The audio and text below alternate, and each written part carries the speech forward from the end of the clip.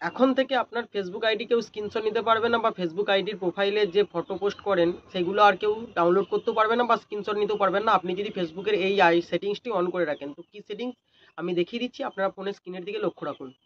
তো এই সেটিংসটি করার জন্য প্রথমেই আমাকে আমার ফোনের ফেসবুকটা খুলে নিতে হবে। তো আমি আমার ফোনের ফেসবুকটা ওপেন করে নিচ্ছি। ওপেন করে নেওয়ার পর আপনারা ওপরে যে প্রোফাইল মেনুতে আছে ওইটা টাচ করবেন। আমি প্রোফাইল মেনু টাচ করে নিচ্ছি। এখান থেকে আপনারা এটার উপর একটা টাচ করবেন। এটার উপর একটা টাচ করলে আপনারা নিচেই দেখতে পাবেন turn on profile picture guard, এই অপশানটা আপনারা দেখতে পাবেন। Turn turn on turn on profile picture guard,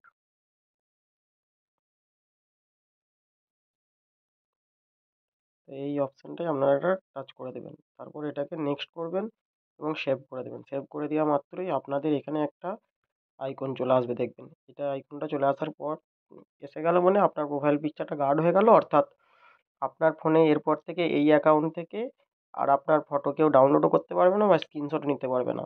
that's it.